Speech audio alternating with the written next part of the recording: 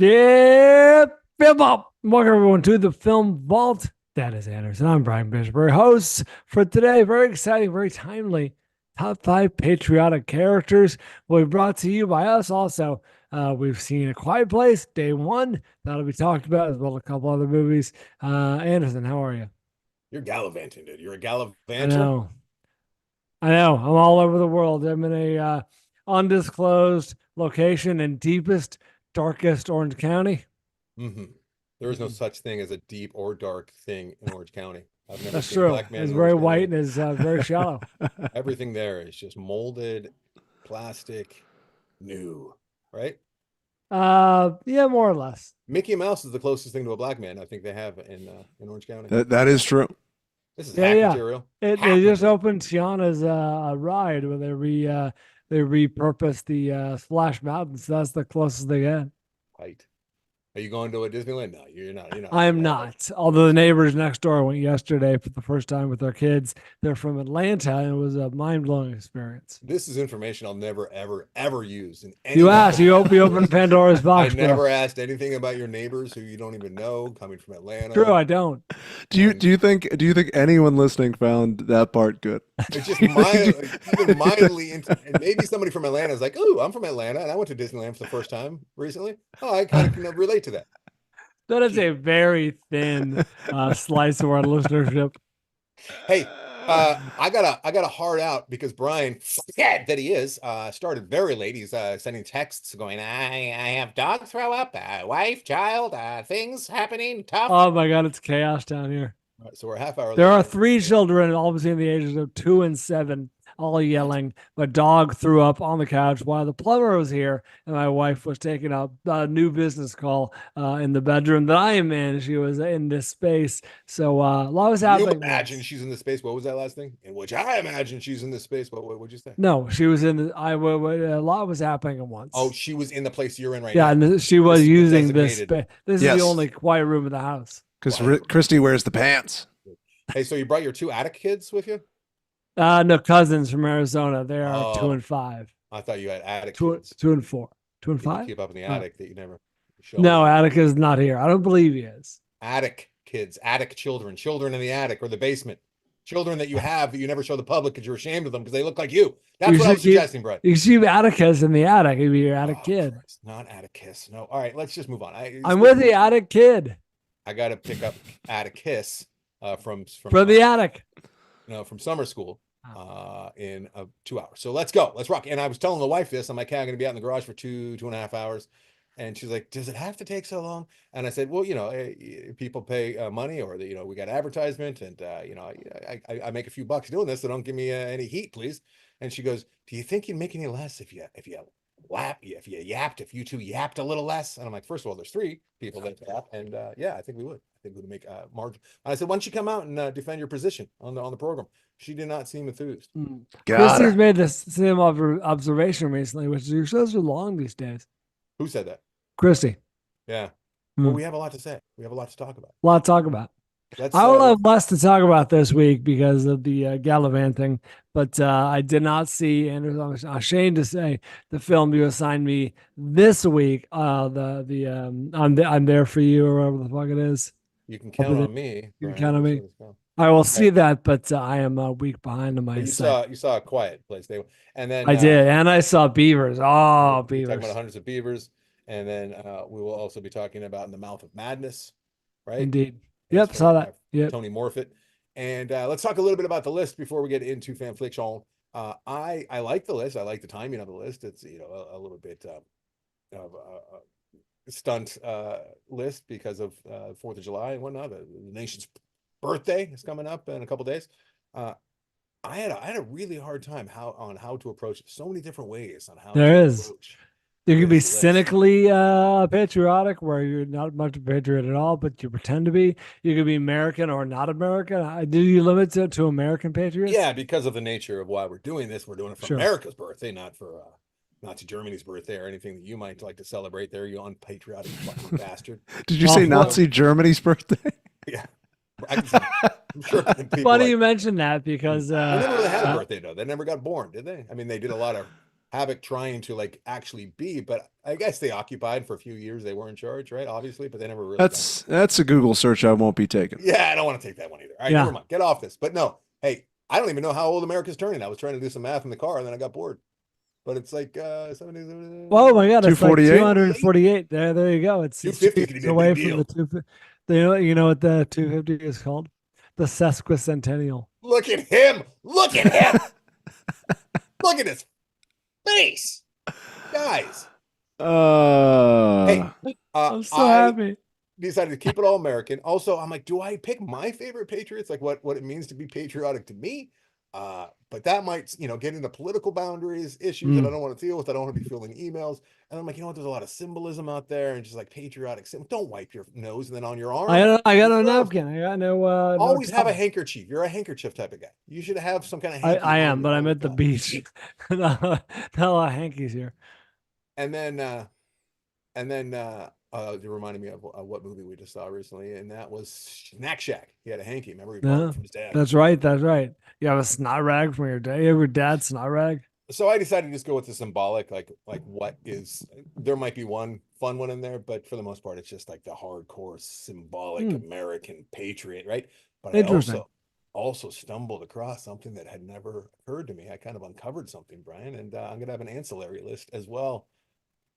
Oh, I'm excited to do Patriots. Let's do this. All right. My 4 out of my 5. I'm all over the map with sincere, cynical, everything in between. 4 out of my 5 are Americans. The 5th is an indeterminate nation, perhaps, but we'll get into that when the time comes. Back to sesquicentennial. The only reason I know that is because there was a time where California license plates said celebrating 250 years, the sesquicentennial. I'm pretty sure I'm right. I might be wrong, which would be hilarious. And it said it on like every license plate for a good 5 years. And I couldn't help but see it in traffic. And I committed it to memory when they celebrated their 250th. California, we already had our 250th, huh? So do we look down on like we're like the older brother to America? I think it's fuzzy. I think maybe when it was settled. I don't think it was when it was incorporated as a state. Avery, verify that I'm right, because I could be wrong, and that would be hilarious. I've been going on this whole time, and I'm actually wrong. But I believe 250 years is a sesquicentennial. I could be wrong. We're past it. A sesquicentennial is the 150th anniversary yes. celebration. Perfect. Yeah, I think that it was celebrating the actual like founding of California as a state. Like incorporated as a state. Yeah, because I mean there might have been a place called California. I don't even know about that. Anytime I can look foolish on this show. It is the semi-quincentennial is the 250. I'm not going to forget that. It all sounds like it's Sasquatch's birthday to me, and I think we should just move on. Hey, my list has evolved so much. It sounds like a terrible animated film. Sasquatch's birthday. I had Braveheart as my number 1 at one point. That's just how far It's he's a patriot and taking shape. He might be the ultimate patriot ever committed to celluloid over there. But I decided to. I just thought of one. I thought of one. All right, yeah, Avery, you should have like a controversial single pick at the end, especially if they're. I just thought of my. Oh, did you just go away? Okay. No, I muted it briefly. You muted right in the middle of a word, which is really not. Did it cut me off? I said I muted it after I stopped talking. God damn these inner tubes. I have my one pick. I know it. I will save for later. That's fantastic. Let's hear some. Wait, before that, how did the dentist take it when you left? Oh yeah. So they we don't really catch up on the show. Quick refresher. That's not the case. Yeah. Avery essentially let his boss know that he didn't like his boss, and he let his boss's boss know that his boss is a buffoon essentially and really bad at his job, and he doesn't want to work there anymore. He had in the same room with the boss and his boss's boss. Like all this happened out in the open. And they were like, "Well, let us know what you want to say." And they said, "Sleep." You had a full TED conversation with the grocery store manager. He's like, "I fucked your wife." You're like, "I like that kind of moxie." And then they told me to sleep on it. Here was the pitch: you're gonna work less in terms of hours, but while you're here, you're gonna work harder, make less money, and wear a tie. And in 6 months, we might give you a raise. Think about it. Now, Think about after you already gave him That was after I said I will be leaving. I Yeah. will be leaving to work at home and make more money. It's like Homer Simpson working for Hank Scorpio. Can you guys work harder? Sure thing, sir. They start typing faster. So I get into the office the next day because they go, think until Thursday. And I go, I don't know what there is to think about. Real balls to go back. But- I was telling you that, like, most people would just say, you know what, I'm not showing up. I I go with my balls out. So uncomfortable. Did it for the bit. Did not wear a tie. Did not do that. Went in. 3 ties. That would have been very Back good. to the Future 2 style. There's two Like ties. a bolo, a regular, and like a bow. I go in there. The two guys are not in, the head dentist and then the Yes. An ascot. and fuckhead boss. Lots of Not in. Not in. The woman who's been training me pulls me aside and she's like, "Can we talk for a minute?" I go, "Why not? I'm free as a bird. Let's He's the talk." one that used a particular word in your presence. No, that was the other one. That was the other coworker who decided Juneteenth was the perfect time to start busting out the N-word. That was a different day. This person was not African American. Is she available to guest on the show? Yes, she can fill in for you, Brian, when you're gallivanting. People Does won't he even know know you're film? gone. It'll be like that thing in Indiana Jones when he does, like, he takes the idol and he puts the sand there. Like, he'd be the sand. Like, people would not even know that. Okay. I'll just have to make sure she likes Transformers. No, different woman. Yeah. She pulls me aside and she goes, so we talked and they said that if you're set on resigning, just go ahead and just sign the letter. We'll do it now. We'll pay you through the rest of the week. Or if you're really committed to the team, you could stay. And I went, I'd love to resign. So I go ahead, print it out, sign it, and I go, I'm going to be honest. Just to reiterate why I'm leaving, again, throw my boss under the bus. Was like, I don't think he has an ounce of leadership in him. I don't think he's qualified. And she's like, you started at a bad time, though, because this person took vacation who was training you. And I think you could have started at a different time and loved it. I went, here's the difference. If I were the manager and I just hired somebody and they were on vacation and the other person was left alone, I'd come into the office every day. I would not tell the new employee that, hey, while I'm gone, while this person's gone, call them on vacation. Do not call me. Call this woman on vacation if you need help. I wouldn't do that. That's terrible leadership. And this woman just goes, we've sort of just learned to work around it. And I went, well, to me, that's unacceptable and I'll be leaving. Good day. And she's like, if you need a recommendation or if you want to come back, just let us know. And I was like, You don't yes. want a Or if you want to come back. I'm I was back. like, Wow. I was like, How you're can you not delusional. understand? This is the behavior of a very, very attractive girl. Who's just 100%. Like, I know I showed up to our date with another date, but we'll see each other tomorrow night. And I threatened to kill your parents, but With it was another insane. date. I was like, no. I want a restraining order, not an engagement. That's what I'm telling you. I never Well, want to see you again. I like that you're Delusion. committed to your values and you believed 100% that you were in the right. Part of me would probably, like, at least 5% of me would be wavering. Like, maybe it was the wrong time. Maybe I'm not being fair. Like, I always think there's another side of the story and you were completely committed and I appreciate that. I wish Well, I I gave them every chance. Give me one reason why my boss is only working 2 days a week. They had none. Let's get to the fan. Congratulations, Avery. It sounds like Yeah. Thank you. on your feet. Upward and onward. And yes, we'll talk more. We should about point it. out that Avery has secured new employment. He can just Yes. walk out, fucking Yes. YOLO style. That would be much more impressive if I had. All right, let's keep True. the train moving forward because we got to go. Little fanfliction compiled by Mike Cole. Fanfliction what the people have seen.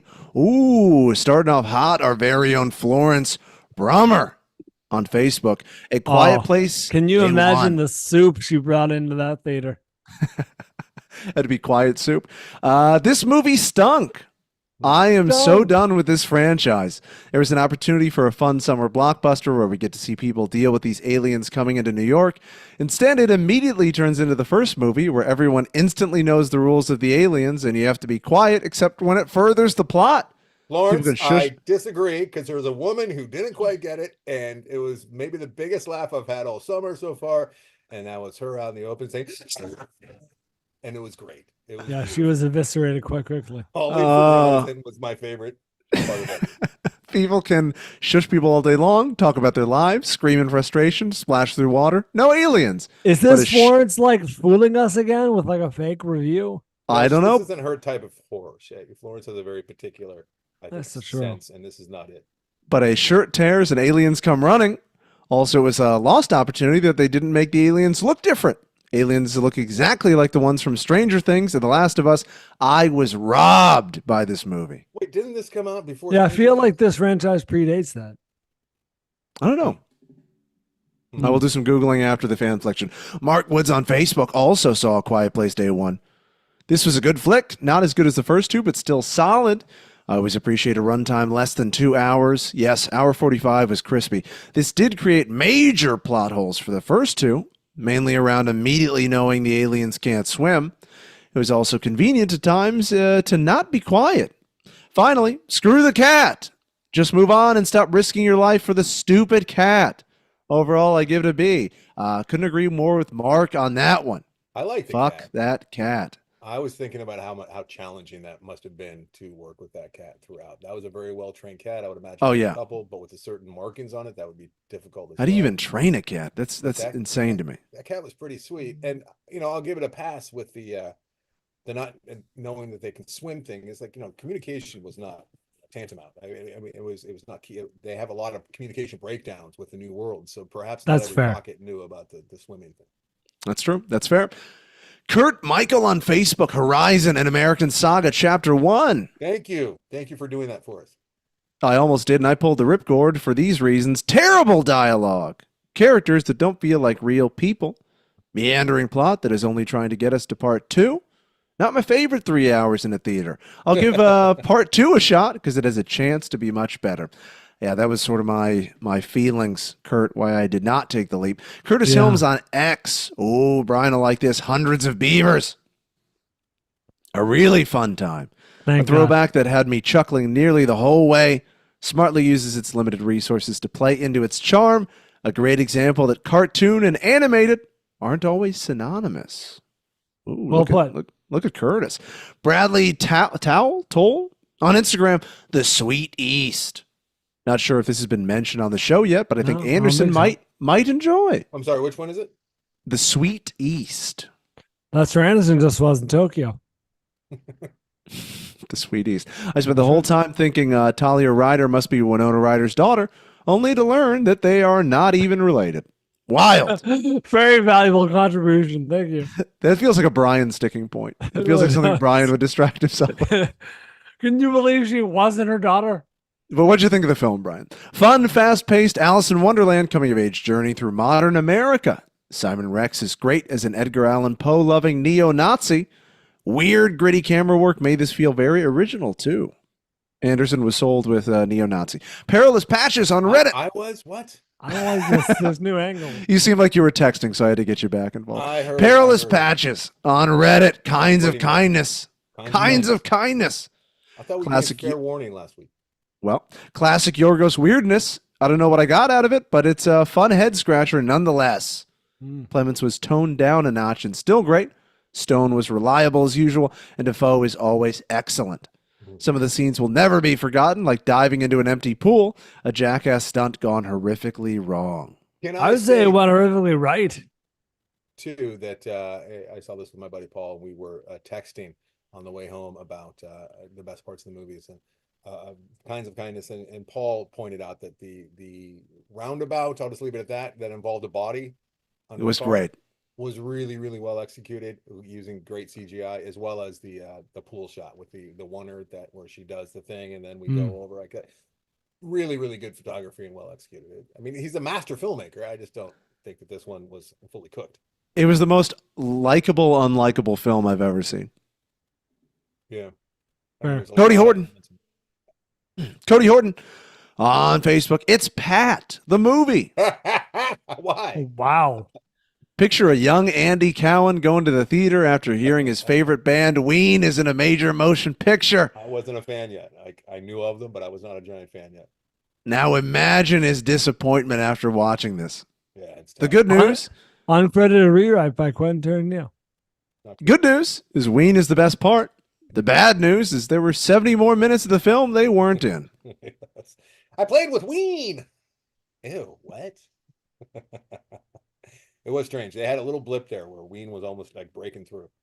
But they didn't want to break through. I mean, we invited them on Loveline every single time they tour. Every time they come through LA, we always would give them an invite, and they would respectfully decline every single time, which you got to tip of the hat, because that would have helped them sell records, but they just did not give a shit. Oh, that must have inspired Andy even more. I Yeah, know. Love but of yeah, Ween. you also you never want to meet your heroes, but and I've had some run-ins with them, but never really like hung with the Ween. All right, let's get to the big, the sexy. I think all three of us saw. Shh. I got some questions that I don't want to ask here on the regular feed, so we're gonna have to do a spoiler. Do you? Because I have about 15,000 questions about this I film. have a couple questions. One is pretty big, but I don't want to get into it. It involves eating habits. My favorite part of this movie, and then we'll let Bryan do the boilerplate and we'll get to it, was there's a lot of quiet, meandering parts of this movie. You know, it was shot well, and we got to kind of hang out in abandoned New York, which reminds you of the pandemic. I think this movie would have had more punch before the pandemic, because we would have seen things that we had never seen in real life or don't see very often, but it just reminded me of pandemic days. A lot of 9/11 imagery as well, of course. But while just kind of watching characters walk quietly down streets, I heard people talking in my theater, which always enrages me. And then I started fantasizing about how much fun it would be to have one or two of those things just placed around theaters. Just rip them out. Can you imagine? And That'd be as soon as I great. get in, it'd be so Avery, good. are we convinced that Anderson's mic is on? It sounds like I don't know. Check a 1, right? 2, check a 1, 2. It No, sounds I like know, he's and I mean, far it sounds away. like it might Check be a your 1. computer picking you up. It could be for, oh no, that'd be bad. It'd be bad for the video. For the Because you audio, sound it'd be fine. distant You I do. You don't- sound very far. All right. and a little echoey, a little hollow. Why don't you guys continue? I will set the film up. That we are Flickfessing, of course, A Quiet Place Day 1, a 2024 film written and directed by Michael Sarnowski. He, the writer and director of Pig, which everyone liked a couple of years ago. Lupita Nyong'o stars along with Joseph Quinn, Alex Wolff, and Jimon Hinsu. 84% on Rotten Tomatoes. This is in theaters now. Did you know, Anderson and I guess Avery, that Jeff Nichols was originally set to write and direct?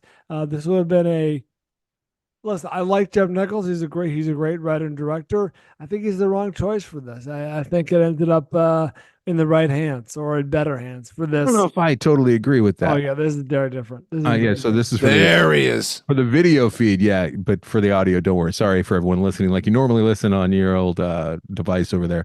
As far as the actual show goes, we were fine all along. All right, go ahead. I'm sorry. I'll get to that. No, that's it. Jeff Nichols, I said, was originally set to write and direct, but so I get that. You know, there were the other differences. He dropped out. the other movies had pathos that you wouldn't necessarily imagine. I think that was part of their success, right? Because it's more about the people. It's not one of these Sure. big dumb blockbusters where you're just chowing down popcorn and going, "Oh, you got killed." Yes, it's not just plot driven. Right. There's a whole lot of emotion and heartstring, even more so, I think, in this one than the other two, maybe. Or it's been a minute. They since were I've seen the they other two. were reaching for it in this one. I think thought they them reaching. succeeded, but it felt more leaned on, I guess you would say. I agree. Yeah, it's almost like this is what people expect. They expect monsters and they expect to be sad about characters. I think it worked, but for my money, it was a little more pronounced. I saw some like Nichols almost influence here. Like that was like I thought. It's interesting that you say that you think he'd be a bad choice. I think as far as the people stuff, he would have been really good because he is such a quiet director. You know, he has some moments, and they had a lot of them that were well executed in this. I think just her putting on her little patch for her cancer. You know, sitting in her little sad room and the music and like the close up on her face. I'm like, this is just a boring moment of a woman applying medication, but they're making a real moment out of it. Mhm. So yeah. What'd you think? What'd you guys think? Did you like it? I needed that cat at some point to make a noise or get eviscerated. I needed that cat to pay off, and it didn't happen. I didn't want to. I wish I had pulled a Jeff Nichols and left this film. No, really? Did you hate it? You and Florence, huh? I hated this movie. And Really? it took me What's it to took me a hate? while to realize that I hated this movie. Why? What's to hate? For exactly what Florence outlined. I thought it was wildly inconsistent, the rules of the world. There was a lot of noise being made, and when it was convenient for the monsters to attack you, they would attack. Other times they just wouldn't. I would say that usually when there was noise being made, there was like some other like noise, white noise that was kind of blocking it out. I thought that they went to pretty good lengths to like always show some water or the rain. I did not like the screaming. during the thunder. Oh, it was absurd. douche chills. Yeah, bad douche chills. Yeah, bad douche chills for It that. didn't work. No, There was no chemistry between the two. I felt no chemistry. Did I they don't- like each I other? mean, Was I it don't think was you're it? supposed to? I thought you were. I didn't believe that they even liked each other, had a relationship. I just didn't buy their interaction at all. At all. Huh. I mean, I didn't care about any of the I guess characters. It was a forced friendship, you know, in the sense that they're survivors of tragedy. That said, I will meet Florence and you and others halfway, and that yes, you love to meet people halfway. You're such a I do. lazy bastard. It stuck out to me like, wow, these guys are really figuring out the rules of the world quite quickly. That said, I felt the rules were consistent with, like, you know, the rain or the water or the waterfall in the first one, or the fountain. Like, yeah, if there's water falling and like there's a cacophony of noise, then you can have a conversation, I guess. So I found that consistent. That said, it was not without its flaws. And yes, the fact that they figured out the rules quite quickly was, I mean, it serviced the plot, and it didn't treat the audience like they're idiots, because like, we're not going to do this all over again. But I do see. But see. like the evacuation scene. That was hilarious. What? That was very It was fun. insane. Yeah, the What? close-ups of the What- flips and what the was the evacuation? wheelchair. I'm like, this is good shit. This is very. I mean, funny. it's not That a- was it's- coming. It's It not a was very spoiler fun. because That's a you know very what's funny going to thing. happen when they go, oh, head south, and there's a mass, sure. there's a They know what they're parade of doing. people. No There- one knows what they're doing. There's when a single T-shirt tear immediately draws the ire of one of these things. You have 50,000 people walking, dragging fucking roller bags, and it takes like 10 Where's minutes the for the roller bag? monsters to show up. Are No, you they're out of up- even if everyone was tiptoeing silently, just that many people moving Don't would have go and drawn herd, the you ire. idiots. Stop it. That was a little commentary on group think, and everyone must go in the same direction with it because you was the only one going counter. Ah, I Everyone just felt must so do- bored. I was so bored for so much of this there was movie. Some downtime. There was some downtime, but Not much. I mean, it's an hour and 40 minutes or something like that. I appreciated the brevity. this is an elevated, summer blockbuster, which is what we're seeing more and more of. And it doesn't shock me that a guy who loves Fast and Furious was. Oh, how Nice. dare you. Yeah, doesn't I surprise. thought it was actually really good. Really good. Couldn't access. This is a So you guys solid- liked this. So you guys enjoyed. Yeah, solid B movie. totally. I didn't walk out of it going hell yeah, but I was like, yeah, you know what, that delivered what I was expecting, and it was a fun block. I love the herds. We didn't get herds in the first two. The herds were great. The sounds of the herds. Like in the theater, it was giving me that big theater going summer experience with, like, it just felt so much bigger than myself, especially when the herds are going by and the prime. That feed- was great. Holy shit, yeah. That was the best part of the movie for me. Also, maybe my expectations were low, considering it was a new writer and director of the franchise. It felt like a money grab a little bit, and for me, it worked. I enjoyed the contrary to what you said, Avery. I enjoyed the two characters' interaction, like the forced friends. Like, I didn't think they needed to be best friends, but the fact that they were forming a sort of kinship, I It was enjoyed that. fine. That was another one of these like tropes that happens where it's like if he was black or she was white, I feel like they would have probably at least given a goodbye kiss or something, But I'm like, oh look, they're not going to have any kind of physical chemistry because they're different races. Am I wrong in thinking that? Like, I don't think you're wrong. yeah, and that's I kind don't of know.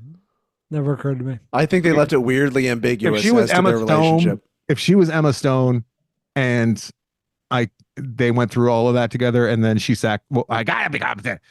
All right, so Or if this guy's like Chidi from A Good Place, then they're kissing. Chidi. Look at that. He would have been great. He would have been great. He would have been pretty good. Nervous about everything. Yeah, Chidi would have been Ted. This guy was fine. He's good. Hey, one missed opportunity, and then I think we should move on. One One of the big ones is like, so early on in the movie, like there's a big set piece, and then she comes to, and we've seen it in the trailer, and she's like in a church or something. Well, the church. Oh, Was no, people it was dead or they it just was black? the opera. It was the It was the opera. marionette Yeah, show. it was the marionette show. Yeah. Teams of people in there. Obviously, they all learned, I would assume, the hard way that you can't make noise, right? Like they had all figured that out in the last 10, 15 minutes or whatever. I would have liked to have watched them all figure that out. You know what I mean? Yeah. Yeah. Like that would have been a fun, like, oh shit, they're figuring out that if you make any noise, and how many victims we would have watched get taken out while they're figuring this out. Because by the time she woke up, pretty much everyone had figured out. Also, they were hearing it from the helicopters overhead. Don't make Right. any sounds. But I'm sure that there was some real time learning. Yeah. And I think I could have used a little more real time learning. I think to Brian's point, you had no expectations.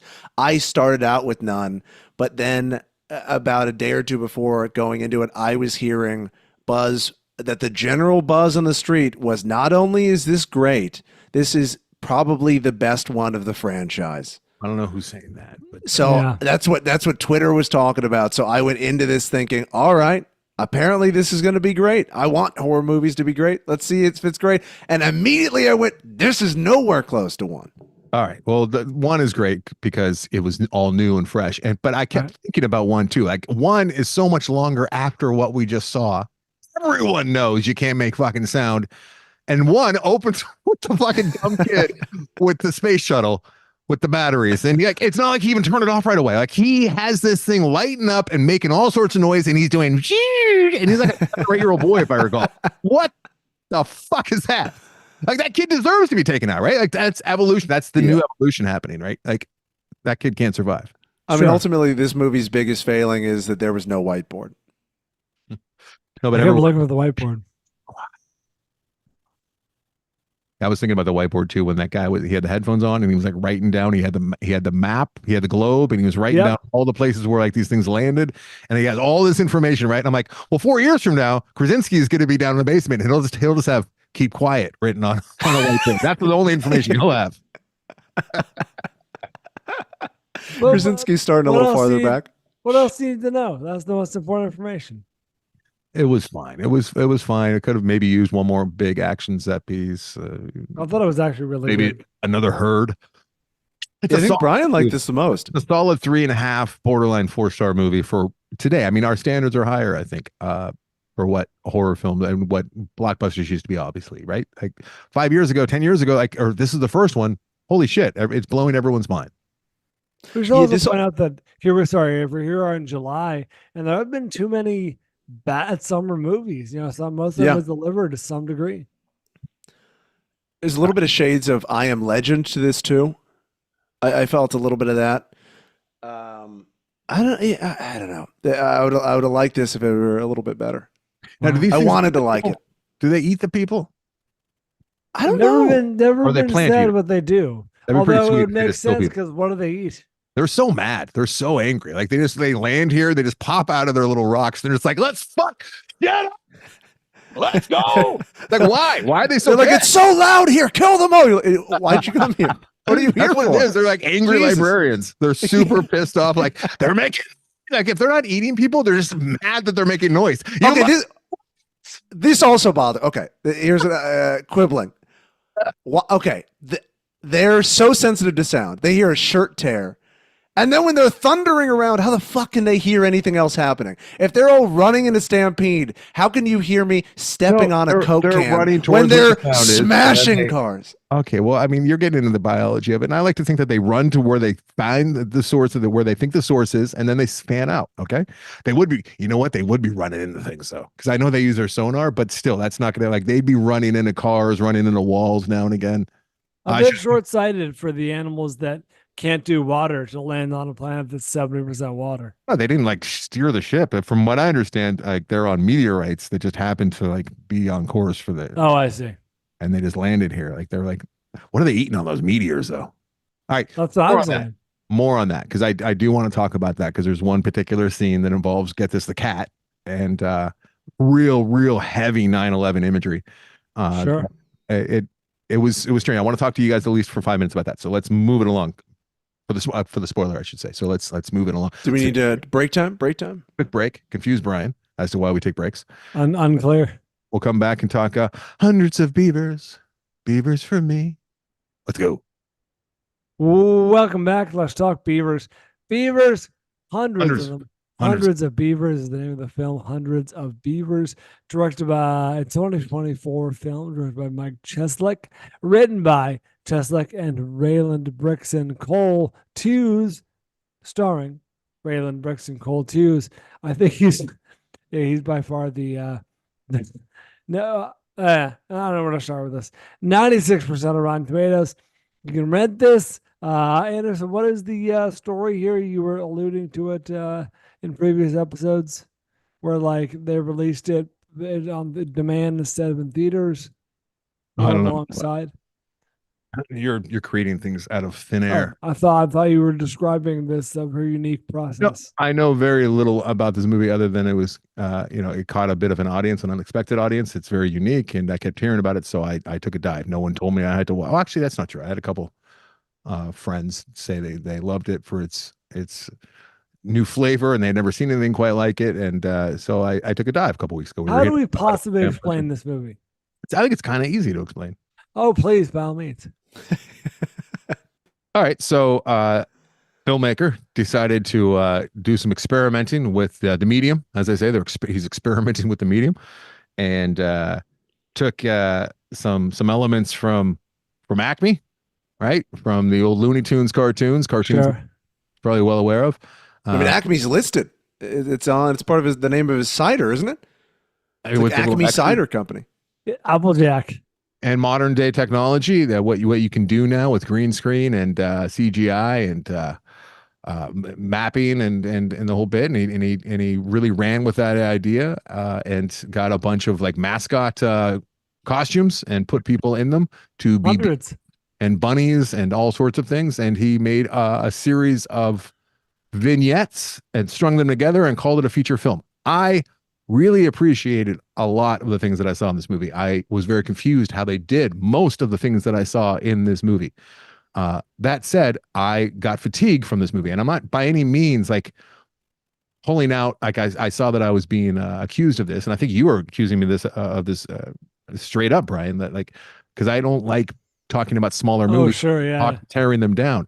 This movie is worth knowing about. This movie is worth looking at. It's either what I'm finding is either gonna absolutely work for you, you're gonna love it, or you're gonna find it amusing and interesting, but also you might not be able to take it all in one sitting because it is taxing to some of us, and it was taxing as far as the style. It is. This would fit on top 5 relentless movies.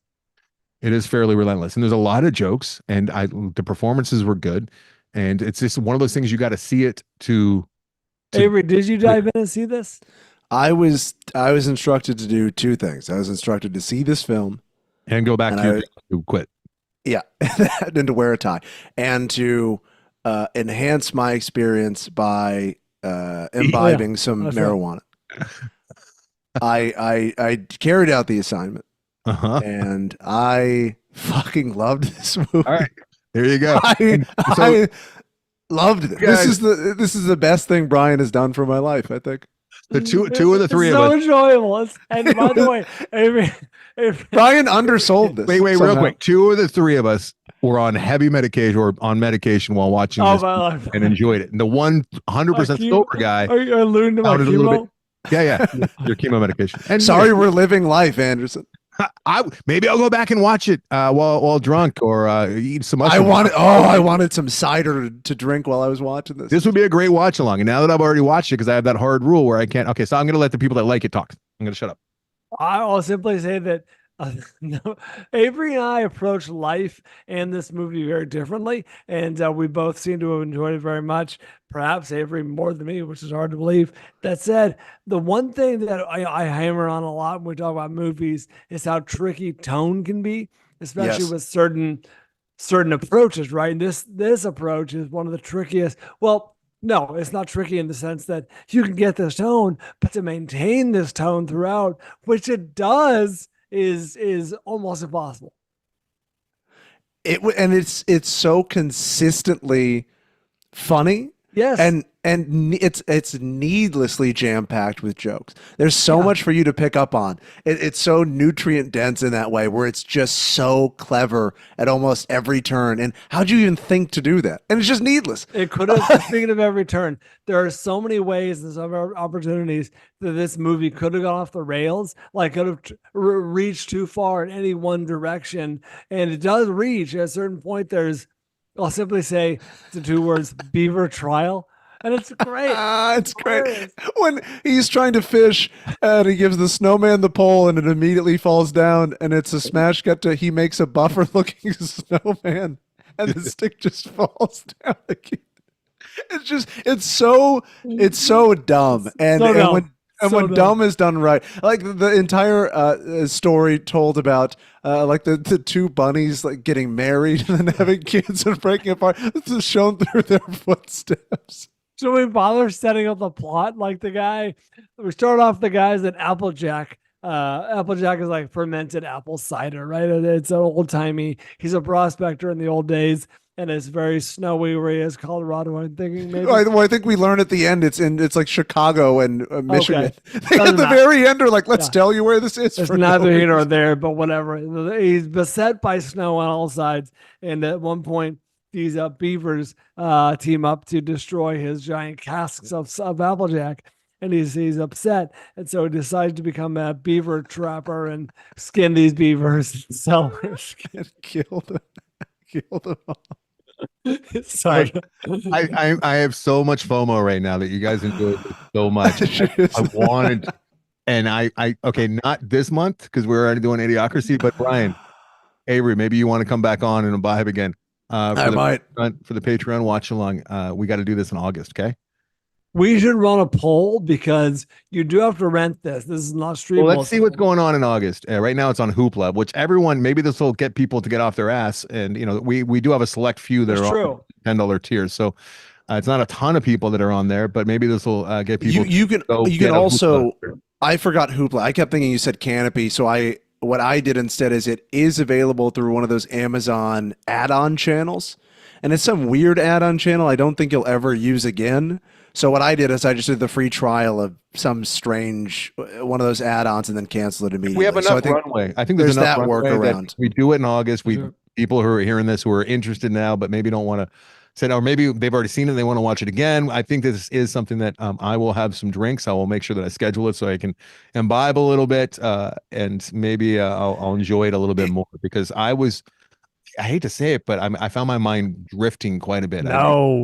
By the way, I would get listen, stuck on how they did a certain thing, and then I would start thinking about it. And I think fire. I'm going to give you a compliment. I think you as a filmmaker are not the intended audience. I don't know. Yes, it was Yeah. a filmmaker who you'll first be got ex- after me about this. But you'll be examining this, like how they do that, how they do that. Whereas, morons like me and Avery, we're just like, this is enjoyable. I mean, just fully turning your brain off. And Avery hit on a good point. This is great dumb humor. So It's please so dumb. calibrate your expectations appropriately because you do not expect in a weird way it is intellectual, but not on the surface level at all. No, it's very clever. It feels like a video game at times, like when It's he's Looney thank you, Tunes. leveling thank you. up. That's the one element that I didn't say. Like it's very cartoony, but also video games definitely have, especially the two old school video games where you got to go to the prospect, you got to go like Zelda almost and collect these things and Yes. go. Yeah, have that whole thing working. It feels like a very fun indie game. I forgot to say there's the 33-minute cold open. The title Very comes long. half an hour into the film. Very long. We should also say that I know you said his name, but Ryland Brixton Cole Taves or Toos is the lead in this, and he had some heavy lifting to do with just He was great. facial expressions, and he had no dialogue to work with, and yeah, he definitely pulled his weight and made this thing the tone you were talking about earlier. He's a big part of the reason why they could keep the tone that they had throughout, I think. And I think part of it too, it's almost like a collection of some of the best Mel Brooks sight gags, just the wordless sight gags he'll do, but it works for me, where it's incredibly dumb, but in order to make that, it's also very clever. And just the way he plays with the world, him climbing the tree, falling down on the stuff, using that to then fish, catch this other thing. Very dumb and very enjoyable. And you mentioned Mel Brooks. There's a lot of, speaking of old-timey styles of filmmaking, there's a lot of cutaways of reaction shots that are not necessary, but they work, where like he'll try something like you mentioned, building a snowman to help him. Him trying to trap the rabbits. Exactly. And like it'll fail and it'll come back to him with like, and like right back to the action. You see Mike Cheslick, writer director of this guy. Say that the star was one of the co-writers. Bryan. Yes, that's what I said. I think there's probably a lot of like on set, like, okay, well, what about this gag? We could probably do that. Yeah. You know, that was I a pretty- imagine they've script. tried everything. They throw it at the kitchen, at the walls here. It sticks. You see these two, they're sitting at the bar. You realize you hear who they are. That those are the guys that did Hundreds of Beavers. You go sit down next to them. You bring up Wes Anderson. Do they know his entire catalog backwards and forwards and want to talk to you a lot about Wes Anderson? I'm glad you brought that up. I did not get a Wes Anderson vibe from this. Really? No. Because This Wes is- I Anderson didn't has- either. No. Wes Anderson almost always in every movie will have some kind of little element that looks and feels like all of Hundreds of Beavers.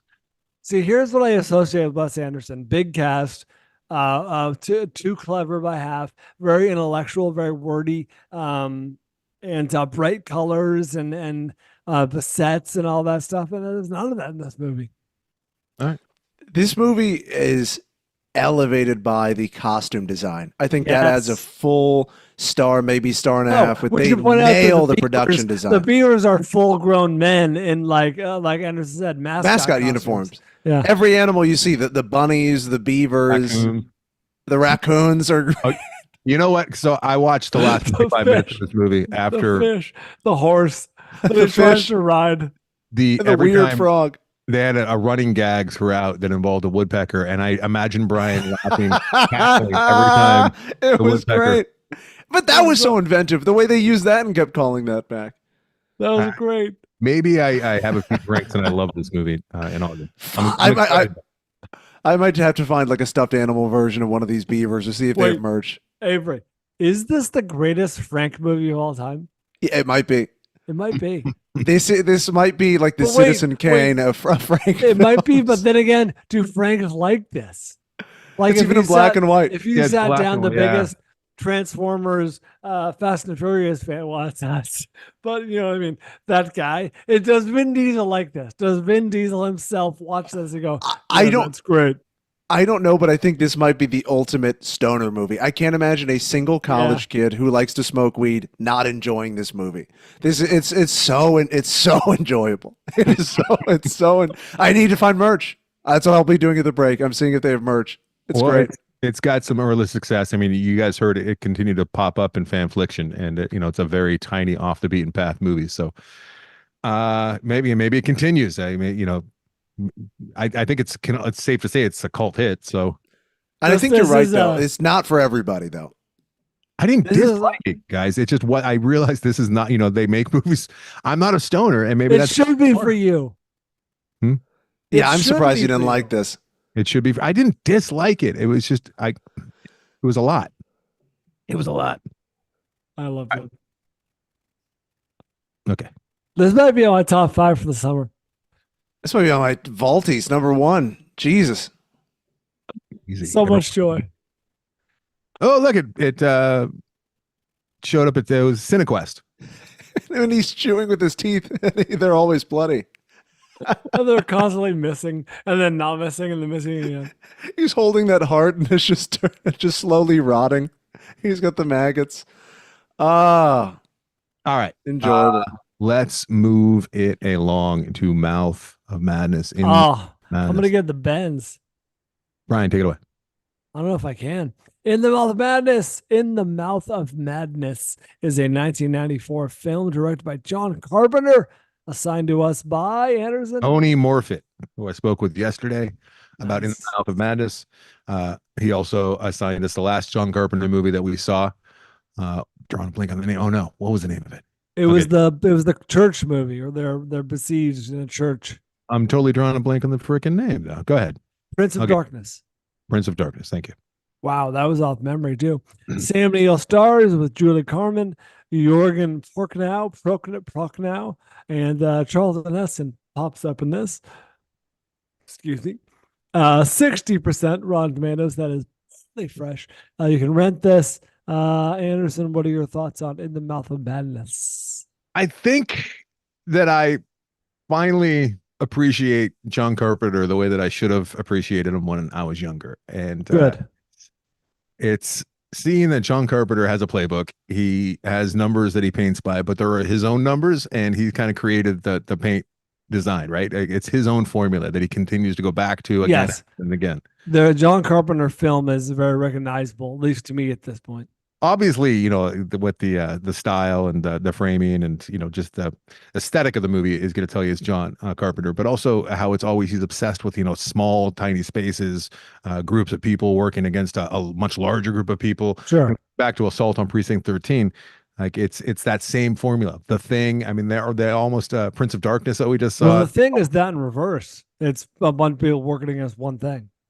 Yeah, but that one thing is like can take on many, many forms, and That's it turns true. out to be more things than and there are definitely outnumbered at times. So, uh, Assault on Precinct 13 is kind of where he's like, I like this, I like what we did here. Let's do another version of this. And as Tony Morfitt, who assigned us this movie, pointed out, like this is kind of John Carpenter's last real John Carpenter movie. He made Escape from LA after this, but that kind of showed us why, he's not the type of director that works well with a large budget. I don't think, because Escape from LA, I think, is his biggest budget, and he didn't really know what to do when going outside of the practicals. That said, there's some great practicals in here. There's also some really early looks of CGI and computer imagery, which Well, he was good. famously the first director to incorporate Yeah, with CGI. Escape from New York, with the helicopter and them mapping out the city. Mhm. So yeah, he's a very, very interesting director. I was such a snob in my like early teen years, like 14, 15 years old, just like watching John Carpenter movies. I'm like, I'll watch them at a party, people are smoking weed and drinking, and we'll put on Halloween or whatever, but it's just schlocky. And I love Assault on Precinct 13. Obviously, The Thing has a real important part in my heart, a place in my heart because of my dad taking me to it when I was way too young, and it still haunts me.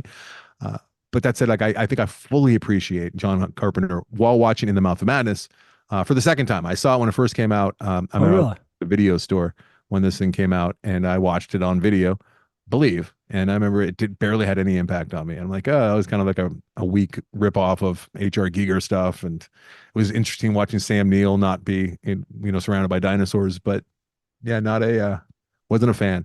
And I can't say that I'm a giant fan of this one. It's definitely B movie material.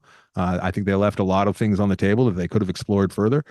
But that said, it delivered on the John Carpenter vibe. Yeah, I was gonna say I didn't love it, full disclosure, but I think if you are A, into John Carpenter, B, into this sort of pseudo religious horror, fantastical horror, this in that very narrow vein really lands for you. For me, it was like I thought it was very similar in a lot of ways to the last one, Prince of Darkness, which was fine, and not my speed, but I saw what I saw was there in terms of like for other people, and the similar to this one, I was like, all right, not my favorite, but I understand why it exists and why certain people love it. It's the lead characters, Sam Neill. He definitely is a character unraveling, which we like to see that, and it's done, True. bookended, so we Oh, see. we should set up the plot. Yes. Yeah, so it opens up with a very crazed Sam Neill being admitted to a insane asylum, and Padded cell. padded cell. He kicks one of the orderlies in the balls, and we see a new Sam Neill that we're not familiar with, at least as viewers, right off the bat, where he's insane, he's cussing, he's attacking people, and This throwing. is a year after Jurassic Park too. Yeah, so Jurassic Park. What year is Jurassic? 93. Yeah, so I remember that was the main sell for this. Like I watched it despite the fact that it was a John Carpenter movie, because I wanted to see what Sam Neill could do as a crazy person. I was interested. He was great. I thought Sam Neill did his best. Yeah, he was very, very good. He was a smarmy, buttoned up. He was all too sure of himself. He's an insurance adjuster, investigating false Inspector, claims. Yeah, exactly. Investigating false claims, and he gets hired by a publisher to find out what happened to their star author, who is basically a proxy for Stephen King. I think it's Sebastian Kane or something like that. And he's gone missing. His fans are fervent to the point of being sort of a religious cult to his works. Maybe taken all too seriously. We don't know. That's part of the mystery. And is like, where is this guy? What happened to him? And he investigates and falls further into the mouth of madness. Sutter Kane is the name of the Sutter Kane. Thank you. The author, the mysterious author, played by Jurgen Prochnow, who we've seen before. and he's worked with Carpenter before. But yeah, it's kind of like I Pontypool. I just cited Pontypool not too long ago, a few weeks ago, where it's like the actual content is um, wreaking havoc on people with unstable minds, and that is the case with this guy's books, Sutter Kane's books. Like if you read them, if you're already Sure. it's sending you into perhaps a place where you can't recover, and it really posits some interesting questions, which I don't think they explored as far as somebody like Stephen King would, ironically. And they did cite Stephen King. They actually said his name. He exists in this world. Yeah, because obviously this is during Stephen King's heights, like right in the mid 90s. And Sure. Well, a lot of bad movies being made out of his works, right? yeah, That was the conventional wisdom. What they're saying with this one, what Carpenter's saying is like, hey, a lot of people believe, probably Carpenter himself believes, that like organized religion is all fiction, but enough people read it, people will believe it and kind of will it into existence. What if there's more people reading Sutter Kane stuff or Stephen King stuff and believing it and willing it into existence? Does that become real? Like that was kind of the question. What's real? What's not? What's real is what we make it to be real, and that's kind of the entire idea. Some interesting ideas, to be sure. Yeah, I'm not sure that they were completely fleshed out, but I don't know if that's what, it was a strained budget as well. But there's some cool, very cool practical effects here. Yes, we should point that's well. Thank you for highlighting that. There were some Thing-esque special effects that I kind of reacted to. I was like, oh, that's cool. And I remember watching this when I was much younger and kind of being like, oh, it's like The Thing, but light, the light, like light, The Thing. Like, it wasn't nearly as many creatures, but it definitely had the H.R. Giger vibe and feel. And yeah, there's a few John Carpenter movies I still got to catch up with. And I would like to be able to say that I've seen all of his movies, and I know what to expect, Have you seen Vampires? Yeah, that was really bad. I saw a press screening of Vampires. I saw it in the theater, yeah. Yeah, it was but maybe I would appreciate that one more now. I don't know. But this is the last truly John Carpenter movie that John Carpenter made. He also has a little homage to himself, or a nod to himself, when The Mouth of Madness, which is a book, becomes a movie. In the movie, Sam Neill's out in front of the theater and he's looking at the poster, and you can see they don't do like a tight shot on it or anything, but you can see a film by John Carpenter is on the poster. Nice. Like he is the director of Madness. Yeah. Some interesting things, and not ultimately for me or very satisfying, but yeah, it's worth being out there. What did our signer? He obviously loved the movie. Oh yeah, he likes John Carpenter too, and like I said, he considers this the last true John Carpenter movie that he made before making Escape from L.A., and he's just not really making anything anymore. He's not taking the George Miller route. But I can tell you, if he had something new, I would be very curious and interested to see. I don't think he's going to, but yeah, I'm officially. I think I've always appreciated John Carpenter, but now I really think I get him. I'm able to appreciate him more now than I ever have. So yeah. All right, In the Mouth of Madness. Thank you for assigning us, Anthony Morfitt. We appreciate your support of the show. Sorry I didn't love the movie, but hey, happens sometimes. If you want to assign us a film, head over to our Patreon, sign up to assign us a film or a topic, whatever you like, and we will talk about it.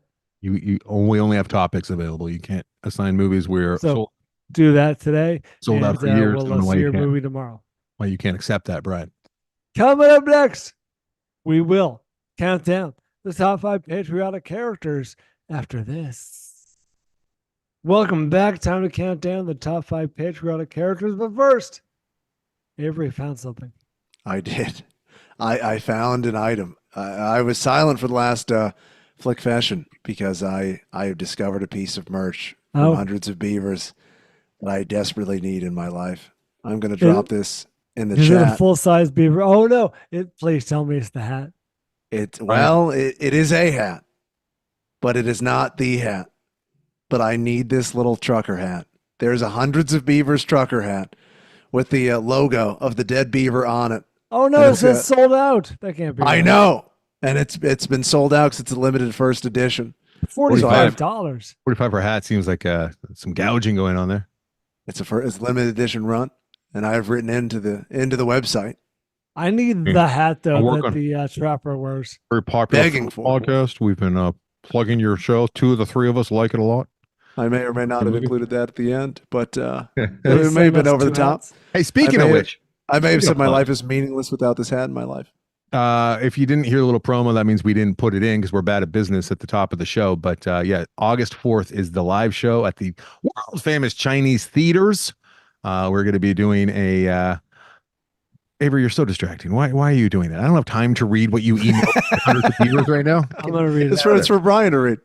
So there's some questions, fair questions. We weren't super clear, but yes. So if you buy, get one of those VIP tickets, which so far we've sold more VIP tickets than general admission tickets. But if you Oh, buy, I think we know VIP our tickets, answer. I think we We'll need leave to. VIP. We need to shut down the VIP. I don't think there's many left, so we're probably going to shut that down fairly soon.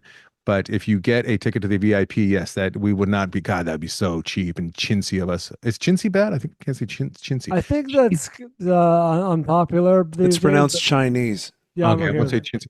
chintzy. But yeah, that would be bad of us, unfair of us if we're like, yeah, that's $75. We'll get you into the pre-party, but then see ya.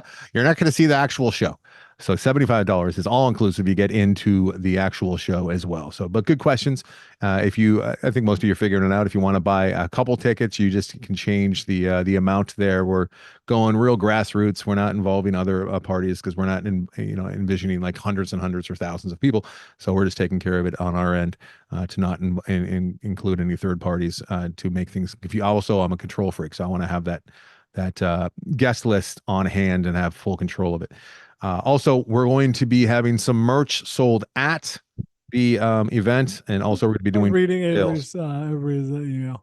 Okay, and we're also going to be doing pre-sales of some of this merch. So if you would like to have something on hand and ready and prepaid for, we will include that.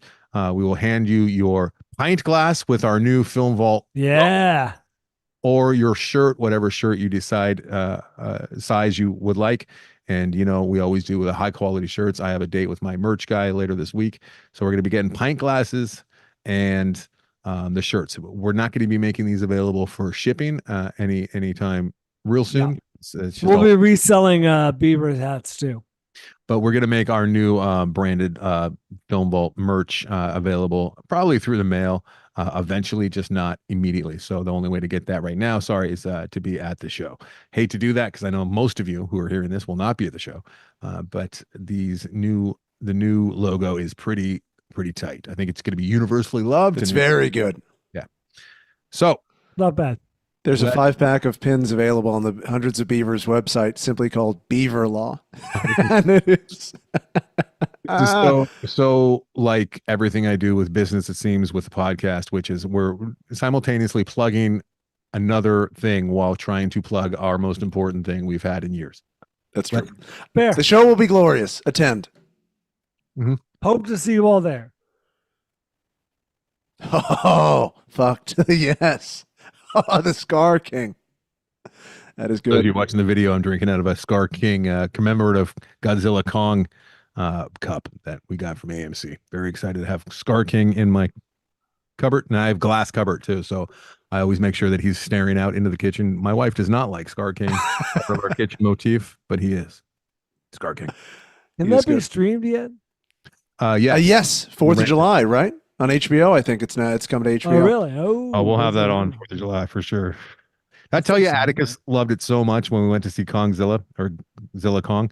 Then we went to Born to Act Players like that week, and we were doing improv, and he was doing something weird on the stage, which I didn't know what he was like mugging it up a little bit. And he kept wiping his nose like this and kind of like, standing sideways. I'm like, Yeah. what is that character? He's like, I was doing Scar King, Dad. I was doing some Scar King up there. I'm like, that's pretty goddamn sweet, son. Like, that's my boy.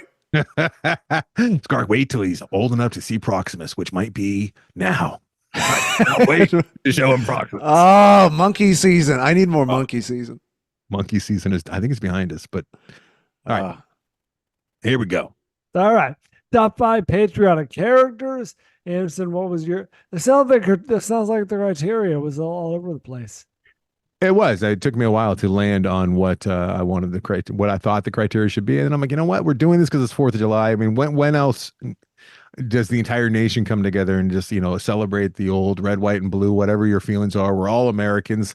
We all have very different ideas and beliefs, and we're very fractured, as we all know. it seems like everyone knows we're fractured, but no one does anything to fix it. That's which, true. Which is We're more frustrating. divided than ever. The end. I wish I was more patriotic. I think part of it is because my mom's Canadian, and I spent a lot of time in Canada growing up, knowing that I had one foot up north as well as down here.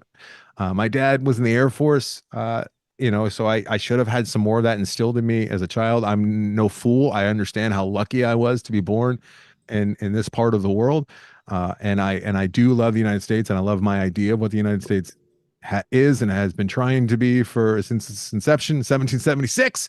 And I can distill it down into this, Bryan. And I don't want to get too preachy here, but the only time I really felt pride, and still, like to this day, like the only time that I really feel that patriotic spirit kind of come up to the surface and wear it on my sleeve is the Olympics. Even though I root for Canada when it's the ice Olympics, but with the Olympics, it's pretty. I always found it really cool that you see all these nations come into the stadium and be out on the various fields and the sporting events. And for the most part, most nations, all their athletes are going to look very similar.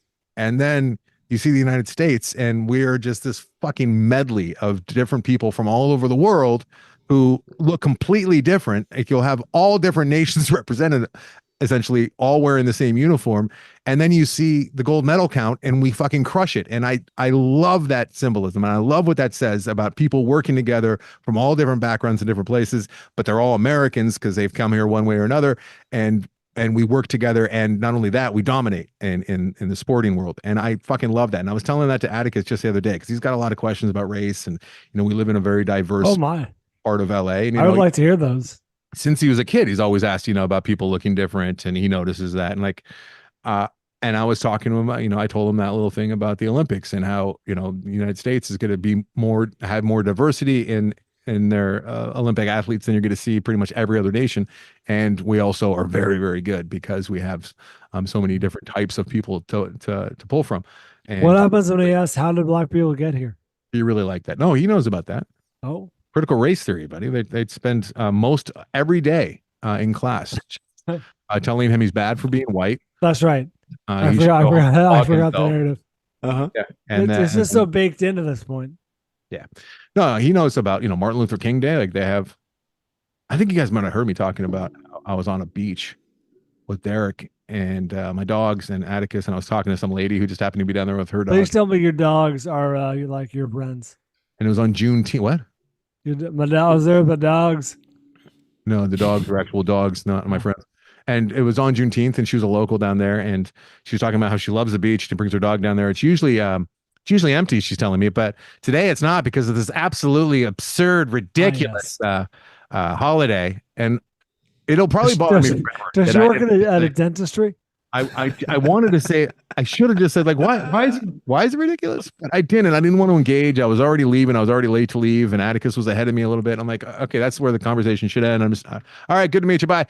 But I will always wonder what her deal was. And I think it was probably she just doesn't know what Juneteenth is, probably. I mean, why would you be upset with a group of people celebrating independence, which is like what you do as people. You celebrate being an independent, free person. I mean, that's I'm just celebrating the day my ancestors were no longer slaves. Yeah. That's it. That's celebrating the day that my ancestors could actually think for themselves and do what they need to do to survive, and actually get paid for all of their hard labor. Like, I'm celebrating that, and this white woman over here is very upset with this being celebrated. I'm ignorant, as always, of course, but I shouldn't be saying this to a microphone, but fuck it. I thought Juneteenth was like an event where there were like people were slaughtered in like Oklahoma or something. Is that not? No. Juneteenth is, to my knowledge, Texas was the final holdout in complying with the end of slavery and with emancipation. The better term for that. And Juneteenth marks the day that they finally gave in and accepted emancipation, to my knowledge. Well, and shit. It all happened at the Alamo. Yes, that's what the Alamo's about. Oh, okay. Now I don't remember that at all. All right, let's move it along. But yeah, it's it's just I heard Patton Oswalt talking about his wife the other day on, I think it was Stern, and she's very, very smart. She's no longer with us, but she was a real true crime investigator, and Remember, she made that series In the Dark that we all liked so much. Yeah. So good. Yeah. And they would have philosophical arguments all the time. And her whole thing was, there's no, her least favorite thing to say that she heard people say is everything happens for a reason. And I've always fucking hated that. I mean, it's actually in 3-6, my first little short. Like, that's one of the things that pisses him off is people saying everything happens for a reason. And her thing, she'd always come back with everything's chaos, be kind. And that's such a simple tenet to live by. And why can't more of us just do that? Just everything's chaos. There's a lot of pain and horrible things that are unexplained out there. Just be kind to make it a little bit better. That's all. Ironically, she passed away tragically. Everything happens for a reason. No, not some things just suck. Patton went on to say that if there was a God, he's like, this wonderful woman who like gives people closure and helps like find monsters out there that are killing people, or this guy that tells dick jokes to drunks. Who do we leave around? The dick guy, the dick joke guy. All right, good stuff. Sorry. Let's talk patriotic. Avery, I sent you a couple of clips at the last moment. One of them is for number 5. So I want a second to cue that up. Anderson, you should go first. I'm gonna have to cue it up, Brian, because we're doing remote. So. Oh shit! I'm sorry. I should have sent it to. Just tell me which one, and we'll go there. So, but I will lead off. All right. So here we go. Go ahead. I will send it. I will find the sent email and send it to you. I already did. Okay, thank you. Number 5 for me is from a 1984 film directed by John Milius. It's called Red Dawn. Yeah. Dawn. Wolverines. And the character is Jed Eckhart out of Calumet, Colorado. He is a patriot, Brian. And Red Dawn was kind of like, it was during the Reagan years. It was at the height of the Cold War, and there was a lot of patriotism going around. And these types of movies were doing pretty well. And watching like the Brat Pack run around killing commies. High school aged kids. So the story is very simple. It's just a group of like high school jocks and their girlfriends and the cheerleaders are all in high school, and the Soviets start parachuting in, and the war is on. There's a lot of backstory to it. Bold move to start in the middle of the country. They're in Cleveland or something. They're occupying. No, they're in Calumet, Colorado. But okay. Story is like these jocks, these high school football players, essentially just pick up their hunting rifles and start taking care of business on their own, because like it was, it's not like they're part of the National Guard or anything. And this was like true, like the all-American kids picking up the reins from the Greatest Generation and continuing. Now they're these are the baby boomers, essentially. I think they're all. And what's the name they get? That they're Wolverines. called by the Wolverines. Yes, Wolverines. But Jed Eckhart, and then they remade this with an Australian fella named Chris Hemsworth, I believe, played Jed Eckhart years later, which I did not see that one, but I did see the 1980s. Didn't the large man make it? John Milius? No. The second one. Didn't Kevin Smith do Red Dawn? No, I don't think so. He did Red State. Oh, I'm thinking Red State. Come on, Avery. Come on. Hey, similar themes. Right. So now my ancillary number 5. Oh, there's more? I got an ancillary list, Brian. Something that I uncovered that I was not aware of. It never occurred to me until doing the research this last week. My number 5, you might give me some pushback on this, but I'll defend Woody from Toy Story. Woody is an all-American toy that all Americans should love. A cowboy from the Old West. He signifies what it means to be a rough and tumble American who can have a positive outlook on life, take one on the chin and keep going. And he is an American patriot, I think, being force-fed to some children. Do you think he knows he lives in America? Yeah, because he knows that toys made in China are coming for his job. Oh, see, yeah. Everything you said is correct. I don't know that makes him a patriot per se. However, yes, he is symbolic of a certain ideology. And I am going with more symbolic patriotism, borderline propaganda, some outright propaganda. But I think that the messaging is, while propaganda, I don't think it's bad to love your country as long as you're kind in following your heart and following your life. There's nothing wrong with loving where you live and loving your country, especially if you're paying a lot of taxes and trying to make it a better place, right? That you get into trouble if you hate your country, stay here and you make it a worse place because you hate it. Like you should have pride in your country. Just let's not be dicks to others and take from others. I mean, it's complicated. It's fucking complicated, but there's nothing wrong with loving your country. I Right? agree. Some would argue, and I do subscribe to this theory, that the ultimate example of patriotism is like, calling out what's wrong with this, or like saying, hey, this needs to be fixed or improved or I whatever. almost took that, but I didn't want to. That becomes a different list. But I agree. That said, there is a sort of extreme patriotism, this like jingoism, where like you can't saying anything bad about your country is forbidden. Acknowledging something is bad or whatever. So like this sort of extreme patriotism, let's just say America, for example, like America is the best country God ever created on this earth, and blah, blah. It's like, well, okay. I mean, there are some problems here and there we could probably fix or address. That said, yes, there is a invisible line where patriotism crosses over into sort of jingoism where you're just, nothing can be wrong. It's all good. It's and all how do great. you ever improve? I mean, anything in. I think anyone who's ever made anything, ever tried to do anything, like if you think everything is great and you're kicking ass, like you're not going to do anything to make it better. And Yes. a great point. If you met a person like that, or it's like everything in my life is going great, no way to improve, and the greatest person God ever blessed this earth with, you'd be like, I don't want to hang out with that guy. I always go back to my buddy Howie. We were really good friends when we got our licenses at 16, and he was so excited to get his license, but it was a stick shift. That his first car was a Honda Prelude, and he saved up and he bought his little used Honda Prelude, but it was a stick shift. He didn't know how to drive it. He learned how to drive stick shift in that first week, and then he started bragging about how great he was at stick shift, and he was awful. And he would tell people how quickly he learned it and how great he was. And I remember every time I get in the car with him, like all of our necks would be sore, but he thought he was crushing it, and he never got better. Like we were seniors in high school, and he's still shitty at driving stick because he thought he was doing it right. Like you're not going to do everything right. There's always room for improvement. But yes, yeah, that's it. That's my number 5. Can I go? Do you have my clip ready? Actually, clip? Anderson, just a song. You can play it underneath as I speak. Actually, start it first. It's not playing. Bryan is relishing this. I'm It's really not playing, enjoying Bryan. this. I'm not gonna be able to play it. You should play it. I can't play it. It's not playing. It's only playing off my computer. You really can't play it? Yeah, it's not going through.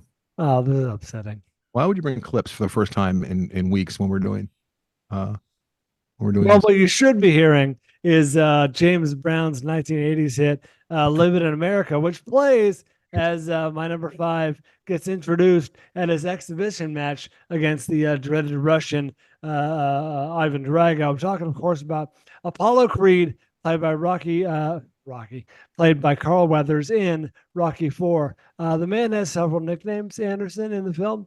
He is known as the Dancing Destroyer, the King of Sting, the Count of Monte Fisto, the Prince of Punch, the Master of Disaster, the one and only Apollo Creed. And he comes in this sort of grotesque display where James Brown is literally there singing. There's a band playing. There's dancers dancing. He's festooned in stars and stripes. And I don't think Ivan Drago takes too kindly to his extreme patriotism and decides to teach him a lesson in the ring.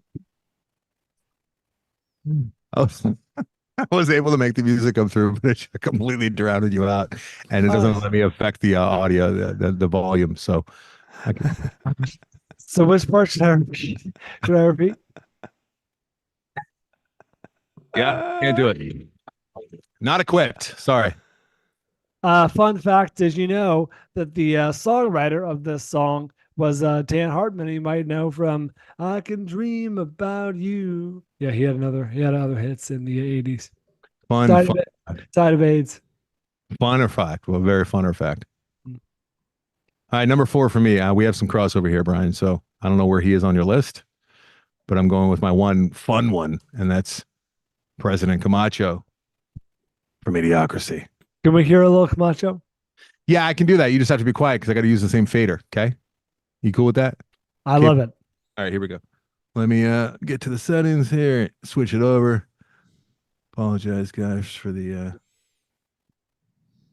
quality of this. Wires exposed. It's our first show.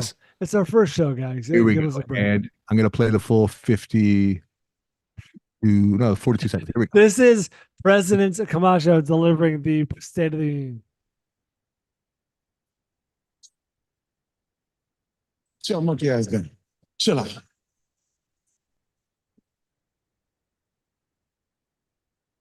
Shit. I know shit's bad right now with all that starving bullshit and the dust storms and we running out of French fries and burrito coverings. Yeah. But I got a solution. That's what you said last time, dipshit. I got a solution. You're dead. South Carolina.